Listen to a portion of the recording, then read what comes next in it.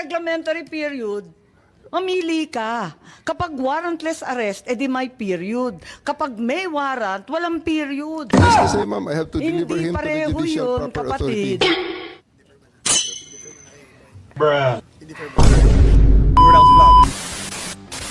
Yo, what's up? Ito po si Bordags Vlog. Meron po tayong ibabalita ngayon. So, ito pong si Major De La Torre. Major ba yan? O basta, yung police na nag-arrest kay Pangulong Duterte, former Pangulong Duterte. So, ginisa po ito ni kapatid ng ating Pangulo ngayon, si Imee Marcos. So, panoorin niyo. Tinanong lang naman ni Imee Marcos itong si De La Torre na kung bakit sila atat i-detain or i-transfer or i-lapag sa Netherlands itong ating former President Rodrigo Duterte.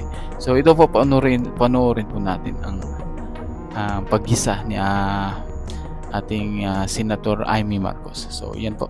Person is already arrested by virtue of a legal warrant, and Article 125 comes into play of the revised penal code, which is entitled Delivery of Persons Legally Arrested to the Proper Judicial Authority. And I do believe at this point the judicial authority will be the ICC. Therefore, I have to abide with that Article 125 of the So revised penal inaamin code. mo warrantless arresto.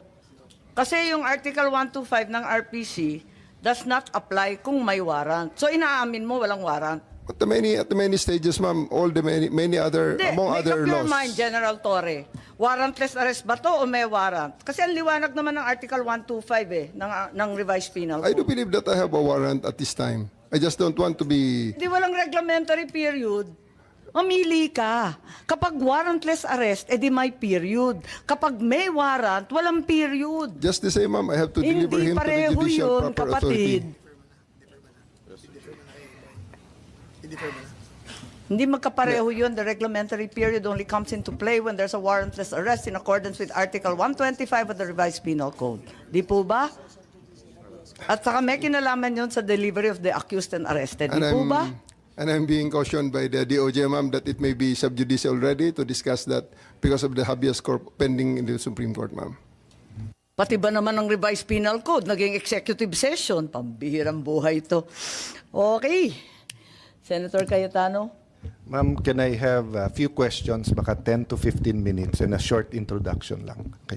So, good afternoon ulit, gentlemen, ladies. Pasensya niyo yung aking introduction. I'm not imposing this on you. This is my personal code, di ba? So,